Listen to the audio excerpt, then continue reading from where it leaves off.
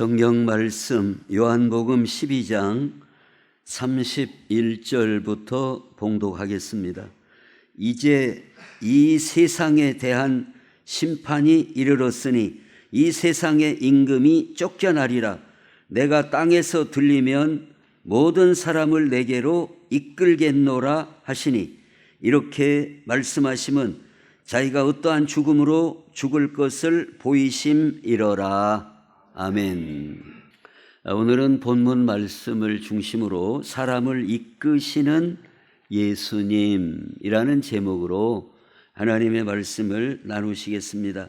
왜 제목을 잡았는가 하면 32절 말씀에 오늘 본문, 내가 땅에서 들리면 모든 사람을 내게로 이끌겠노라. 모든 사람을 예수님이 이끌겠다, 이끄시겠다라고 말씀하셔서 사람을 이끄시는 예수님, 이렇게 제목을 삼고 하나님의 말씀을 나누시겠습니다. 주보에 보시면은 요한복음 8장 6장 44절에 나를 보내신 아버지께서 이끌지 아니하시면 아무도 내게 올 수 없으니 오는 그를 내가 마지막 날에 다시 살리리라. 하나님께서 또는 예수님께서는 우리를 이렇게 어쩌신다고요? 이끄신다. 하나님이 이끌지 아니하시면 우리가 주님 앞에 나올 수 없다 그랬어요. 하나님은 우리를 이끄신다, 인도하시는 하나님이시다라고 말씀합니다. 성경에도 보면 아브라함도 어떻게 그 믿음의 사람이 됐어요? 아브라함이 됐어요? 하나님이 불러내시고 이끄셨어요. 뭐 아브라함이 선견지명이 있어가지고 내가 이렇게 해야지, 뭐 그런 생각을 갖고 한 게 아니라 하나님께서 그에게 말씀을 주시고 내가 네게 보일 땅으로 가라, 이게 하나님이 이끌어 가셨다. 모세도 하나님이 이끌어 가신 겁니다. 우리도 하나님이 이끌어 가시는 줄로 믿습니다. 뭐 아브라함만 하나님이 이끄시고 또 모세만 하나님이 이끄시는 게 아니라 하나님께서는 우리 믿는 우리 모두를 하나님은 이끌어 가시는 하나님이시다는 거예요. 그게 잘 못 느끼는 것 같지만 하나님은 여전히 우리를 이끌어 가신다니까요. 분명히 이끌어 가고 계세요. 저도 살아오면서 전에도 제가 한 두세 차례 말씀을 드렸습니다마는 제가 이제 전도사 때에 진안에 있었고 그 다음에 곡성, 전라남도 곡성에서 또 전도사 때 이제 강도사 고시 볼 때까지 한 3년 정도 거기 있었어요. 곡성에.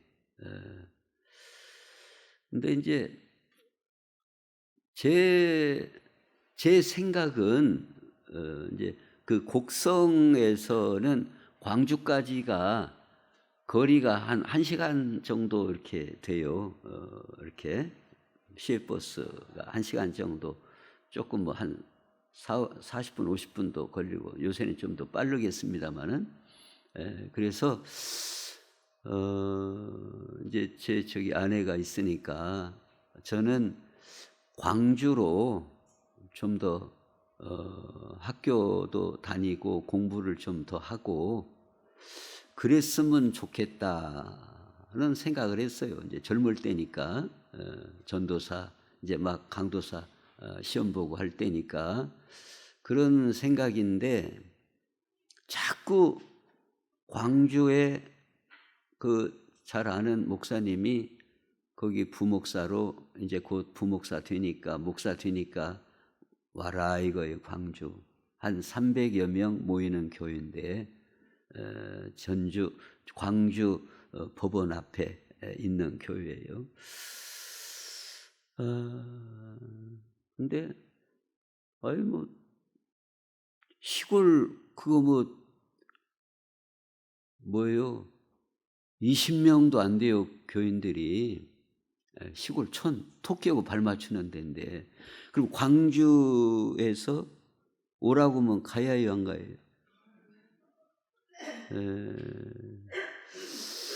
그런데 마음이 내키지를 않아요. 그게 바로 하나님의 인도하심이다 이 말이에요. 내키지를, 그런 감동을 안 주신다 그 말이에요. 기도하면 언뜻 봐서는 이게 좋은 것 같은데, 그리고 저를 생각해서 오라고 온 겁니다. 그 촌에 톡 깨고 발 맞추는 데만 있지 말고 생각해서 오라고 말씀하는 건데, 뭐 지금도 가끔가다 한 번씩 전화 드리고 이제 다 은퇴하셨습니다마는 아주 참 저를 아끼고 사랑해 주시는 그런 목사님이에요. 그런데도 갈 마음이 별로 없어요. 마음이. 그런데 한 번은 방 안에 뭐가 왔다고요? 뱀이 들어왔대요. 독사가 방에. 그래서 그 밤에 때리 잡고 제가 이제 하여튼 투대리 잡고 다음날 아침에는 스스로 생각하기를 이게 광주로 가라는 사인인가 보다. 종래미가 그냥 똑 떨어져 버려서 방으로 막 독사가 들어와가지고, 물론 때리는 잡았지만은, 그래서 이제 그 이장네 집에만 이렇게 돌리는 전화기가 하나 있을 그 당시에요. 그래서 이제 전화하려고 대문을 나섰어요. 목사님, 광주로 가겠습니다. 전화하려고. 대문 앞을 나서서 한 20-30m 이렇게 걸어가는데, 그런데 제가 그 목사님한테 가겠습니다 하면은 다른 데서 오라고 그러면은 갈 수 있어요, 없어요? 사람이 그렇게 하면 안 돼요. 사람 약속이라니, 사람이 그렇게 한번 금방 말했다가 또 손바닥 뒤집듯이 그럴 수는 없는 거 아니에요. 그런데 전화가 왔다는 거예요. 군산에서 전화가 왔습니다. 그리고 방송으로 이장이 그 확성기로 받으시오, 전화 받으시오. 그러면 이제 막 뛰어가서 이제 받는 거예요. 근데 아닌 게 아니라 전화하러 갈 판인데 마침 그러니까 빨리 받게 된 거죠. 빨리 이제 어차피 지금 그쪽으로 가는 판인데 전화가 와서, 그랬더니 군산 개복교회에서 한번 나를 와보라 한다. 그 전화예요. 한번 와보라. 오라는 결정이 난 게 아니라 이제 한번 쉽게 해서 면접 이렇게 와라 이거예요. 그래서 이제 그리 간다 소리를 헐라다가 안 하고, 헐라다가 않고, 이게 뭐 좀 그 오라고 온다는 자체가 뭔가 그런 그 감이라는 게 있잖아요. 왜 전화를 했지?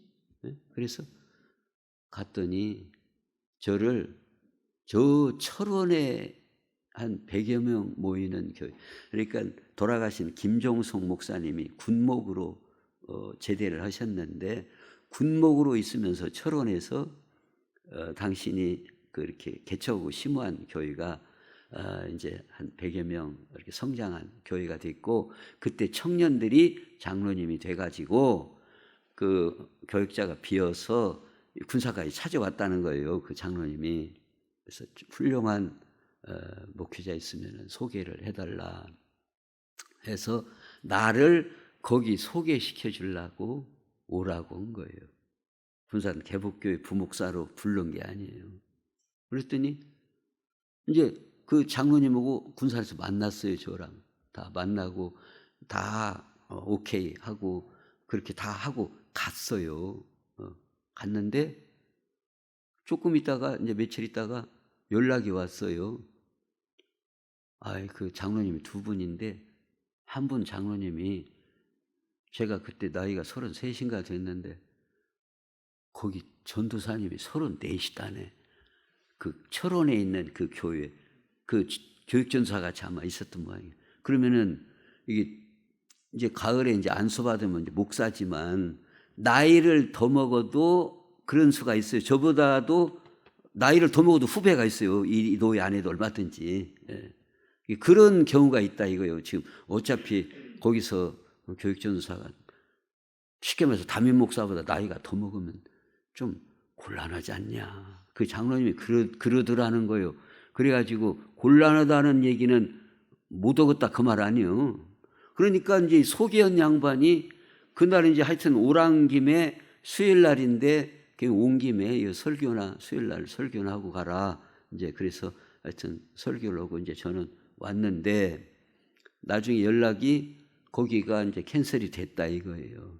근데 이제 이 양반이 가만히 생각해 보니까 실컷 오라고 다 말했는데 이거 닥쳤던 게 뭐 먼산 바라보면 그래 이제 당신도 좀 미안하니까 그때 이제 개복교회 그 부목사 자리가 한 자리 비었는데 장로님 들어가면 상의를 했는가 봐요.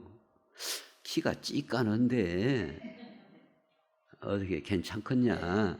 이제 이런 사람이 있다. 이만저만 해갖고 내가 이렇게 했는데 거기는 안 되고 지금 마침 우리 부목사 자리가 하나 비었다. 그랬더니 제일 키 작은 장로님이 키 작은 것도 뭔 상관입니까? 제일 작은 양반 이렇게 오늘같이 이거 뭐예요? 이것 보고 가운 이걸 입으면 그 양반은 치매같이 그냥 늘어나 버려요. 제일 작은 장로님이 근데 제일 선임 장로님이 그 양반이 제일 선임이에요. 제일 부자고 그 양반이 키 작다고 뭐 폴리를 못 합니까? 어쩝니까? 목사님이 말씀한 거 보니까 청빙하고 싶어서 그런 것 같으니까. 그렇게 해서 즉 얘기는 길지만 이렇게 저렇게 사람은 뭐 이리로 가고 뭐 광주로 가고 뭐 철원으로 가고 했어도 결국은 하나님이 다 이끄시고 계시다 이 말이에요. 있습니까? 이게 제가 지금 생각해도 이게 간발의 차이거든요. 이게 광주로 막 가려고 지금 전화하는 판이고 거기서 전화 왔는데 그때도 철원으로 보내려고 한 것이고 근데 여기서 다 오케이 온 장로님 그 박 장로님이 그 양반 다 오케이 하고 갔는데 이제 그 양반을 안 봤죠. 이제 두 분 중에 한 분만 왔으니까. 근데 이렇게 저렇게 해서 그렇다고 그래가지고 장로님들한테 개복교 장로님들한테 24분인가 됐는데 그때 얘기를 했더니 다 우리 부목사들은 키가 크고 헐쭉하고 그런데 키가 작아서 어떻게 할까 물어봤다고 했더니 어쩝니까 키 작다고. 이게 우리는 그걸 잘 모르는 것 같아도요 하나님이 우리의 발걸음을 다 인도하고 계시는 하나님이 인도하고 계시는 하나님이시다. 그런데 오늘 본문에서 예수님이 사람을 이끄신다. 이끄시는데 앞뒤절에서 두 가지 중요한 의미의 말씀을 주시고 있어요. 그것은 뭔가 하면 먼저 31절에 보면 우리를 이끄시는데 뭐라고 되어 있어요? 이제 이 세상에 대한 심판이 이르렀으니 이 세상의 임금이 쫓겨나리라. 세상 임금은 뭘 말해요? 마귀, 원수 마귀가 쫓겨난다. 즉 우리 주님께서 우리를 인도하시고 이끄시는데 마귀의 일을 멸하심으로써 사람을 이끄신다라고 말씀하고 있다는 겁니다. 그러면 이게 어떻게 연결되는 말씀인가? 그것은 원수 마귀는 우리를 포로로 삼아요. 이렇게 얽매이게 만들어요. 그래서 성경은 우리 사람은 죄의 종이었다 그 말입니다. 죄의 종. 근데 죄의 종된 사람을 주님이 이끄시려면 전제 조건이 종의 자리에 그 마귀에 포로된 상태에서 벗어나게 해야 우리를 이끄실 수 있다 그 말이에요. 그래서 우리 예수님이 우리를 이끄시는데 마귀의 일을 멸하심으로써 우리를 이끄신다라고 말씀하고 있다 하는 겁니다. 그 주보에 보시면은 요한일서 3장 7절에 자녀들아 아무도 너희를 미혹하지 못하게 하라. 의를 행하는 자는 그의 의로우심과 같이 의롭고 죄를 짓는 자는 마귀에게 속하나니 마귀는 처음부터 범죄함이라. 하나님의 아들이 나타나신 것은 마귀의 일을 멸하려 하심이라 그랬습니다. 죄를 짓는 자는 마귀에게 속았고 마귀의 종로로 하고 있다 그 말입니다. 마귀의 포로된 상태예요. 사람이. 우리가 영적으로 예수 믿지 않으면 우리는 마귀의 포로가 된 겁니다. 마귀의 종로로 타는 거예요. 마귀는 여러 모양으로 우리를 끌어당겨요. 막 묶어버려요. 미혹해요. 거짓으로 우리를 꿰어요. 이게 바로 마귀는 거짓의 아비다 그렇게 말씀하고, 가룟 유다도 예수님을 팔아먹는 그런 아주 불행한 사람이 됐는데 예수님께서 가룟 유다에 대해서 뭐라고 평가하고 있어요? 가룟 유다 같은 사람은 어쩌다는 거예요? 태어나지 않았더라면 좋을 뻔했다. 얼마나 불행한 사람입니까? 그런 사람은 안 태어났으면 좋았겠다 이거예요.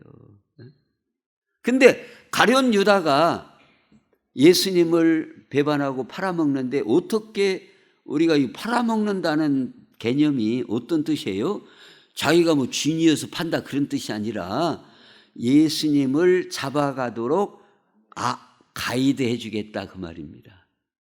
그걸 팔아먹는다라고 표현하고 있어요. 은 30을 받고 팔아먹었어요. 근데 가룟 유다가 이렇게 되기까지는 성경은 뭐라고 설명을 하고 있는가 하면, 마귀가 가룟 유다의 예수 팔려는 생각을 넣었더니 생각을 넣었어요. 마귀가 생각을 넣었다 그 말입니다. 악한 생각을 넣었어요. 아주 못된 생각을 집어넣었어요. 그 생각 속에다가. 그랬더니 이 가룟 유다가 그것을 분별을 못하고 그대로 움직였어요. 그리고는 정말로 인간 가운데 최악의 불행한 인간이 됐다 그 말입니다. 이게 이 모든 일에 원수 마귀가 그 악한 생각, 잘못된 생각을 그 머릿속에, 생각 속에 집어넣음으로써 그렇게 움직였고 실행했고, 이게 오늘날에도 많은 사람들이 잘못된 생각, 거짓된 생각, 원수 마귀의 미혹의 생각, 그거에 넘어가고 미혹되고 그 마귀의 생각대로 움직이는 이런 일들이 얼마나 많은가. 근데 예수님이 우리를 이끄시기 위해서는 그것을 뿌리치시고 멸하시고 끊으시고 포로된 상태에서 벗어나게 하심으로써 주님께서 우리를 이끌어 가신다라고 말씀을 하고 있습니다. 마가복음 16장에도 보면 여자들이 몹시 놀라 떨며 나와 무덤에서 도망하고 무서워하여 아무에게 아무 말도 하지 못하더라. 예수께서 안식 후 첫날 이른 아침에 살아나신 후 전에 7 귀신을 쫓아내어 주신 막달라 마리아에게 먼저 보이시니, 이 막달라 마리아가 예수님을 믿고 따르고, 그리고 제자들도 무덤에 안 가려고 그 가만히 자빠졌을 때 뭐예요? 맨 먼저 예수님 무덤에 찾아간 사람이 누구예요? 막달라 마리아예요. 막달라 마리아. 근데 이 막달라 마리아가 이렇게 예수님을 믿고 예수님을 따르고 하게 된 최초 동기가 뭐라고요? 7 귀신을 쫓아내어 줬다 그 말입니다. 막달라 마리아가 어떤 여자였다 이 말이요? 7 귀신이 들려가지고 귀신 들린 여자가 됐다 이 말이에요. 귀신 들린 여자. 귀신 들린 사람 봤어요? 귀신 들린 사람. 얼마나 불행합니까? 이 귀신 들린 사람은 보면 이게 어느 정도 이렇게 분별이 되는데요. 귀신 들린 사람 이렇게 보면은 첫 번째 특히 물론 뭐 헛소리를 하고 막 뭐 요상한 소리를 하고 뭐 미친 소리를 헛소리를 뭐 이제 그것도 그거지만은 눈동자를 딱 보면은 흰창이 뭐예요, 흰창. 초점이 없어요. 그게 중요한 특징이에요. 초점이 없어요, 초점이. 이게 믿는 사람은 특징이 뭐예요? 초점이 있어요. 왜? 주 예수를 바라보자 이면 주님을 바라보니까 초점이 딱 잡혀있어요. 하나님을 바라보고 여호와를 앙망하고 딱 초점이 잡혀있어요. 그런데 대개 우상, 귀신, 마귀 요쪽으로 가까운 사람일수록 초점을 잃어버려요. 초점을 잃어버려요. 그러니까 우리가 살아가면서 어느 정도 이렇게 딱 얘기를 해보고 동자를 보면 어느 정도 감이 이렇게 잡히는데, 쉽게 말해서 의사가 이렇게 진단하는 것처럼 자기 스스로도 한번 진단해 보세요. 아, 내가 이 초점을 좀 잃은 것 같다. 그러면 이게 자꾸 생각이 빼앗기고 있다는 증거예요. 생각이 자꾸 빼앗기고 있잖아요. 그래서 표현이 정확한 표현이에요. 정신분열. 이게 자꾸 나눠지니까 그래서 분열이 되는 겁니다. 정신도 분열이 되면 복잡해요. 나라도 쪼개지면 복잡하지만 정신, 한 사람의 정신도 나눠지면 분열, 여기 봤다 저기 봤다, 마귀 봤다 저기 이렇게 하니까 이게 자꾸 쪼개지는 거예요. 그러니까 초점을 못 잡는 거예요. 그래서 사진기도 뭐 해야 잘 잡혀요? 초점을 잘 잡아야 사진이 잘 나오는 거예요. 초점이 흐리면 주 예수님을 바라보는 초점이 확실해야 사진도 잘 나오고 인생도 잘 나오게 돼 있어요. 믿습니까? 인생이 잘 진행이 되는 거예요. 근데 이 초점이 흐리면 인생이 흐리게 진행이 된다. 흐려져요. 근데 마귀, 귀신, 이 역사는 자꾸 분열시키고 이게 초점을 흐리게 한다 그 말입니다. 그런데 이 막달라 마리아가 예수님이 귀신을 쫓아내 주심으로써 예수님의 이끄심을 따라가는 복된 사람이 됐다 이거예요. 또 사도행전 8장에도 보면 빌립이 사마리아 성에 내려가 그리스도를 백성에게 전파하니 무리가 빌립의 말도 듣고 행하는 표적도 보고 한 마음으로 그가 하는 말을 따르더라. 많은 사람에게 붙었던 뭐예요?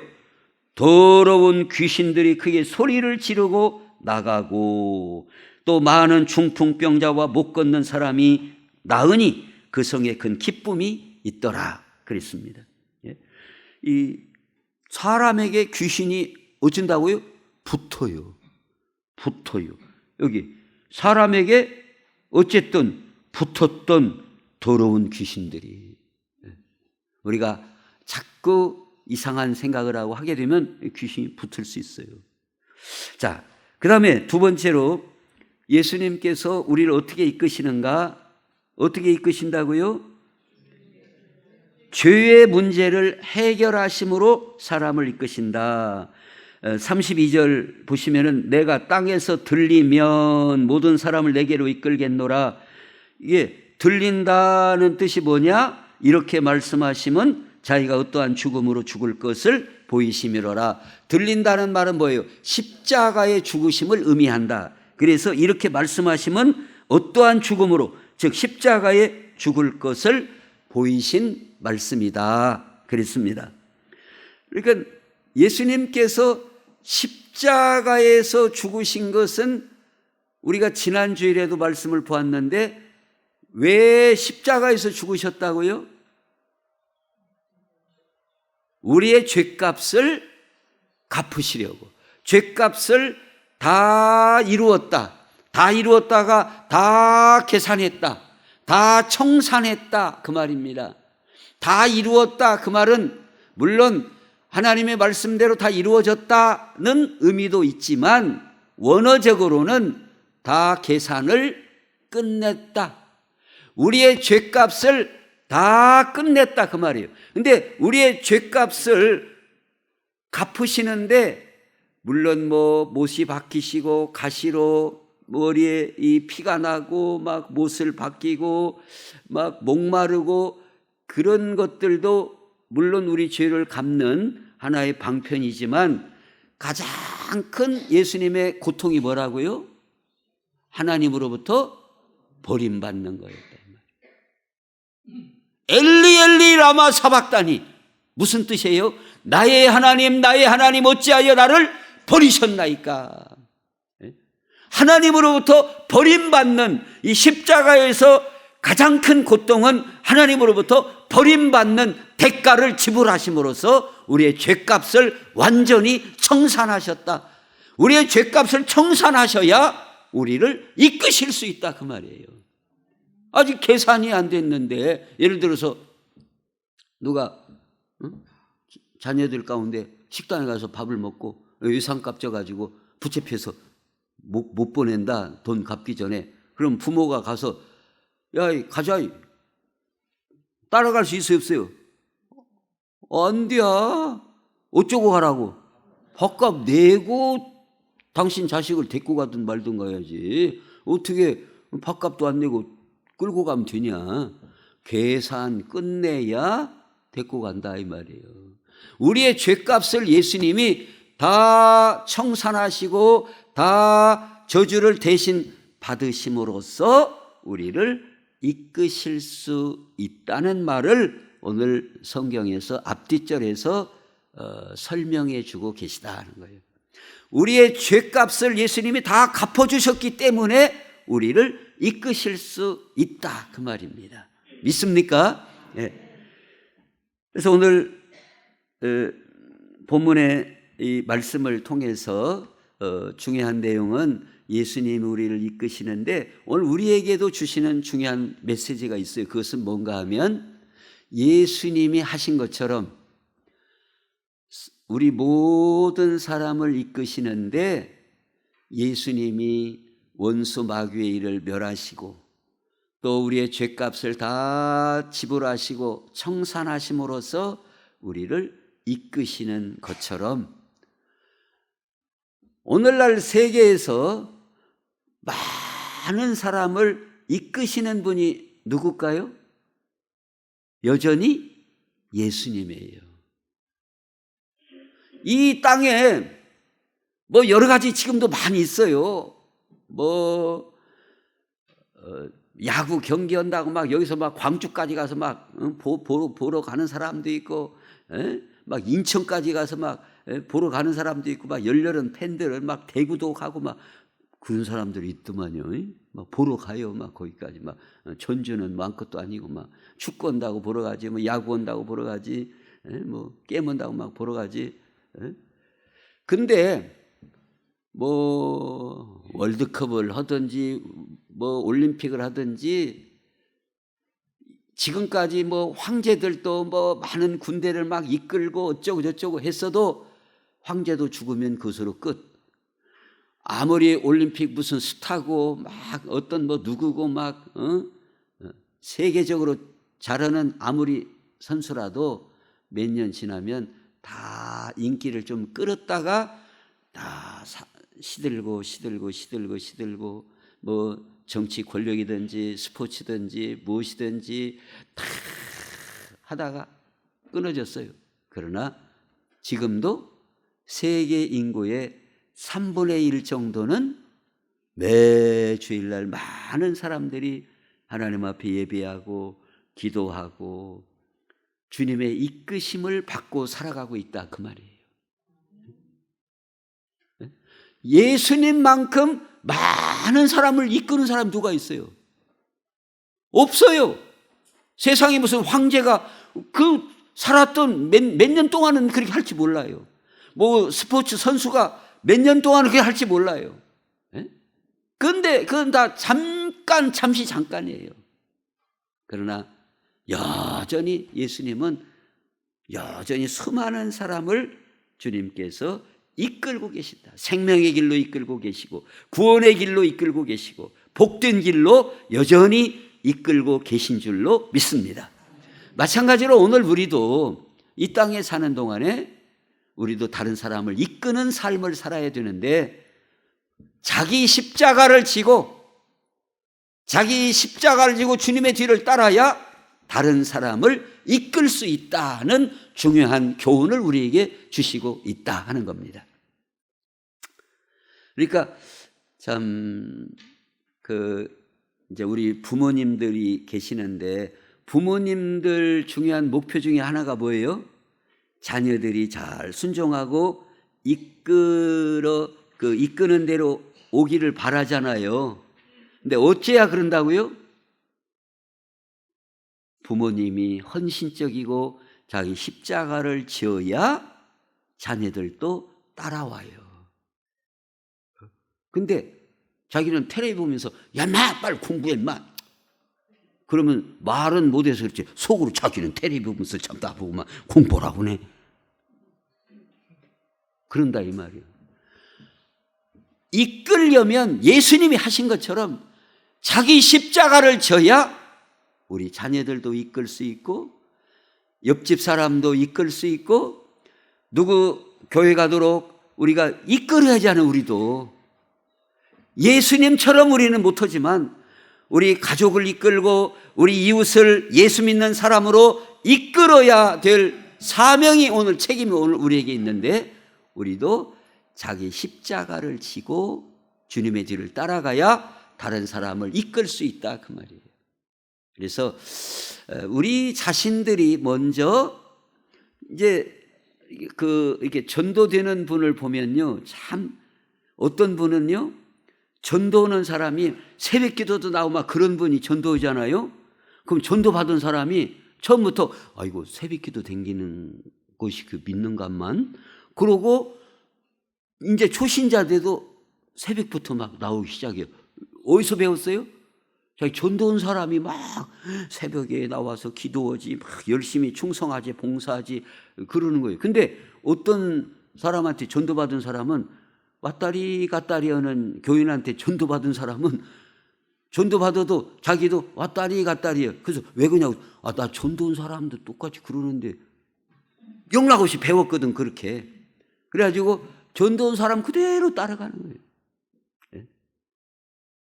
예수님께서 십자가를 지심으로 우리를 이끄셨던 것처럼 우리도 이끄는 삶을 사는 게 복된 사람인 줄로 믿습니다.